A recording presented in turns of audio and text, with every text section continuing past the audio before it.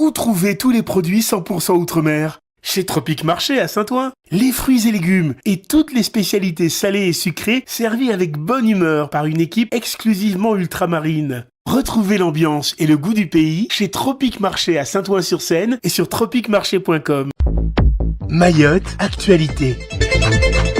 Social avec la hausse des indemnités journalières à la CSSM, emploi, la Marine nationale recrute depuis Mayotte, lutte contre la vie chère, insécurité et nous finirons en aménagement avec la ZAC de Tsararano d'Embeni. Mais tout d'abord à la une de ce journal, hausse des indemnités journalières à Mayotte en 2024. Alors que la métropole s'inquiète de la hausse des dépenses de l'assurance maladie, Mayotte connaît également une augmentation des indemnités journalières, mais alors qu'une augmentation des charges de la sécurité sociale est souvent perçue comme une mauvaise nouvelle, pour Mayotte, il s'agirait d'une évolution positive car elle témoigne d'un meilleur accès aux droits pour les assurés sociaux. En effet, sur les 50 000 salariés de Mayotte, 1513 personnes ont bénéficié des indemnités journalières au titre d'un arrêt maladie ou d'un accident du travail à fin juin 2024. Les indemnisations au titre de la maternité ont augmenté de 30,9% par rapport à l'année précédente, près de 3 millions d'euros, et les arrêts de travail pour maladie et accidents du travail ont connu une hausse de 17,56%. L'assurance maladie envisage de modifier les règles d'accès aux indemnités journalières pour maladie qui ont connu la plus faible augmentation à Mayotte en 2024, 2,56% par rapport à l'année précédente.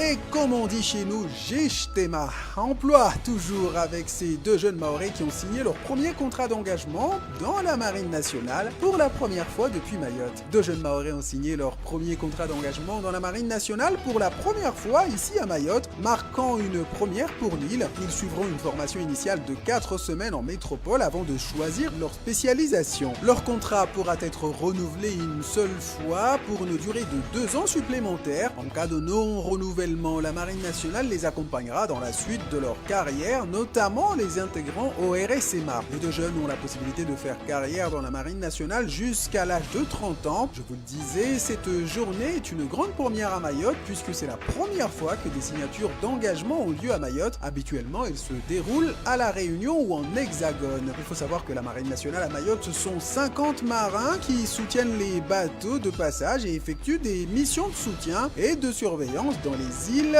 éparses. Mobilité pour la suite de ce journal avec cette mobilisation prévue ce samedi contre les prix des billets d'avion chez Aerostral. Le collectif des citoyens de Mayotte, Mouvement 2018, appelle à manifester. Le collectif dirigé par Safina Soula appelle à une manifestation populaire pour exiger une baisse des tarifs des billets d'avion. La manifestation se tiendra sur la place de l'ancien marché à Mamoudzou demain samedi matin à partir de 8h. Cette action fait suite à la publication d'un communiqué d'Aerostral la semaine dernière qui n'annonçait aucune réduction des prix des billets. Le collectif s'est dit insatisfait de cette réponse et a décidé de maintenir sa mobilisation. Mardi dernier, Claire Tabakian, directrice exécutive commerciale et alliance chez Aerostral, est intervenue dans la matinale de Cosy et a annoncé la mise en place de tarifs pour les familles endeuillées. Un groupe de travail sera également formé au sein de la compagnie pour chercher des solutions aux différentes problématiques évoquées. Pour Safina Soula, présidente du collectif des Stone Mayotte Mouvement 2018, je cite, c'est un début, mais toute la population rencontre des problèmes avec les tarifs. Il faut des solutions pour le plus grand nombre. Fin de citation. Et nous en venons à cette nouvelle tragédie, insécurité, avec cet adolescent poignardé à mort en Petite Terre. Un adolescent de 15 ans a été mortellement poignardé mercredi soir vers 18h en Petite Terre. Une enquête a été ouverte et plusieurs personnes ont été interpellées. Plusieurs théories circulent sur les raisons de ce meurtre, entre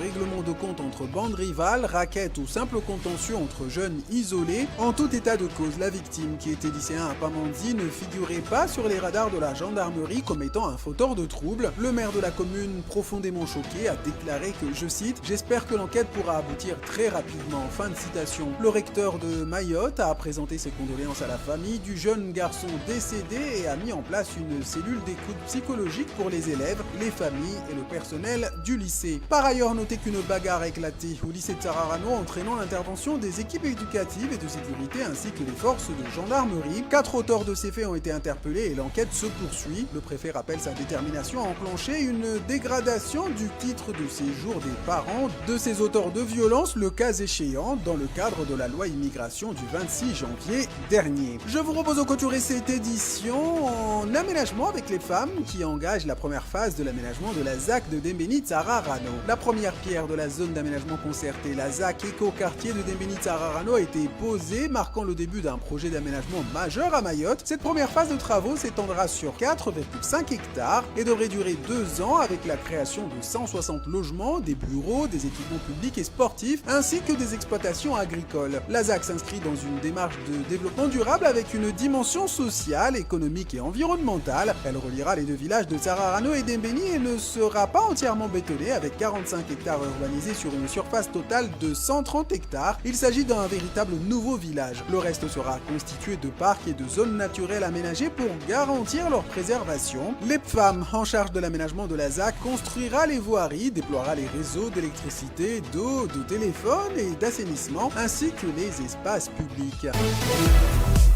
ONews Radio, toute l'actualité nationale et des Outre-mer.